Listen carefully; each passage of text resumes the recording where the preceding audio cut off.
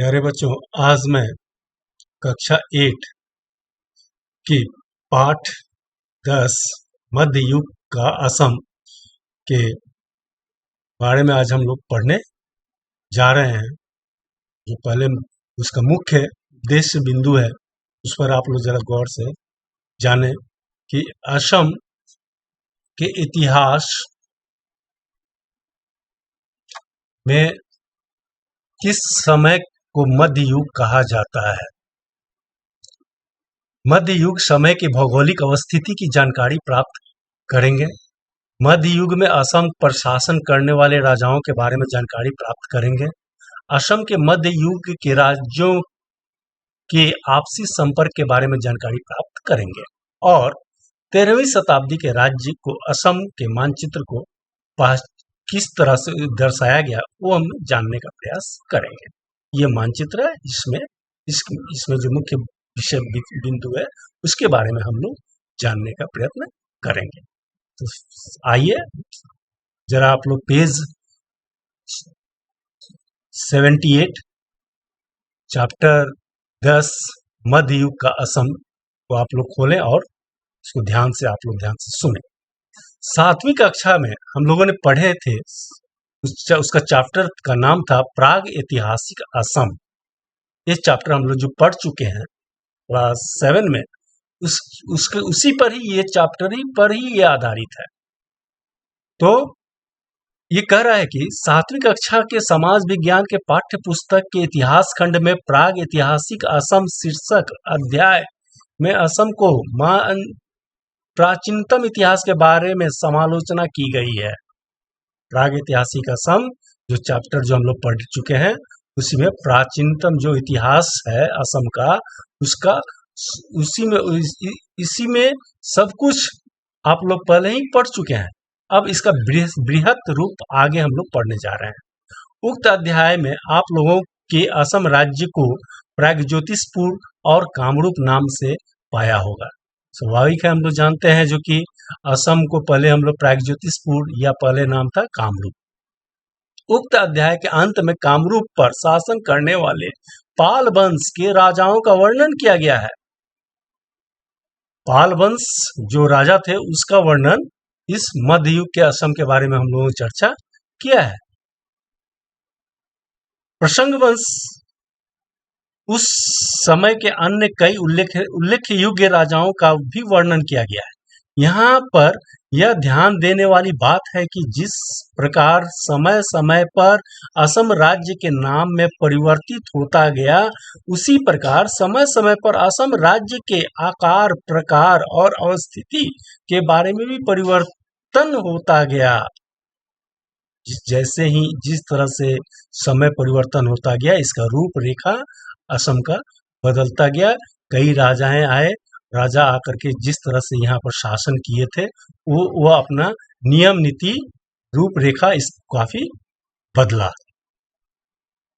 ईसा की 13वीं शताब्दी में असम में आहोम पदार्पण के साथ साथ प्राचीन कामरूप राज्य के साथ निकट और दूरी के अन्य कई क्षेत्र में इससे जुड़ते चले गए। इससे जुड़े सारे अंचल कामरूप के नाम से ही जाने जाने लगे थे। 13वीं शताब्दी से लेकर 19वीं शताब्दी के पूर्वाह तक, यानी कि आहोमों के असम आगमन से लेकर यांडाबू संधि के कालावधि तक के समय को असम के इतिहास में मध्य युग के नाम से जाना जाता है। यानी कि 13वीं शताब्दी से लेकर 19वीं शताब्दी के पूर्वांत तक, यानी कि आहोम के असम आगमन, जब असम में आहोमों का आगमन होने लगा तब यांडाबू संधि के कालाबंदी तक, यांडाबू संधि के कालाबंदी तक के समय को, ये लाइन को जरा ध्यान से देखेंगे, यांडाबू संधि के कालावधि तक के समय को असम के इतिहास के मध्य युग का असम के नाम से जाना जाने लगा। समझे बच्चों? मध्य युग के असम का नाम कब से जाना जाने लगा? तो याडम्बू संधि के कालावधि तक के समय, ये 13वीं शताब्दी में हुआ था। अब देखें आगे,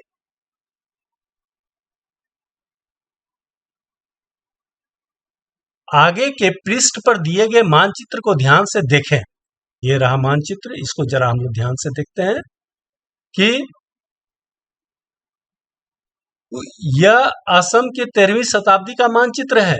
13वीं शताब्दी के अहोमों के असम आगमन के समय असम में कई छोटे छोटे राज्य थे। अहोमों का जब आगमन होने लगा असम में, तब असम में कई छोटे छोटे राज्य थे।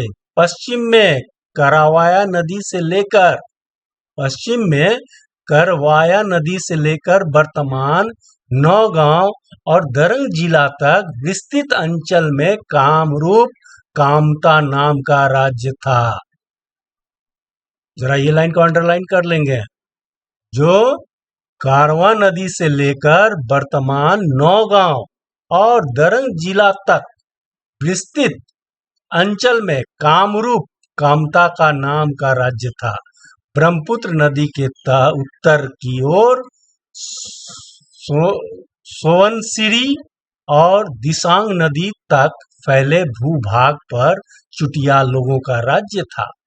ब्रह्मपुत्र नदी के उत्तर तक और सोवनसिरी और दिसांग नदी तक फैले भूभाग पर किसके राज्य था? चुटिया लोगों का राज्य था।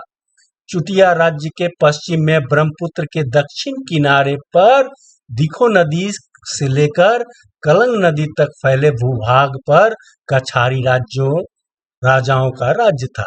यानी कि चुटिया राज्य के पश्चिम में ब्रह्मपुत्र के दक्षिण किनारे पर, ब्रह्मपुत्र का जो दक्षिण किनारा था उस पर देखो नदी से लेकर कलंग नदी, ये रहा कलंग नदी तक फैले भूभाग पर किसका राज्य था? कछारी राजाओं का राज्य था। चुटिया राज्य के पश्चिम और कछार राज्य के उत्तर और पश्चिम ब्रह्मपुत्र के दोनों किनारों पर मियां लोगों के छोटे छोटे राज्य थे।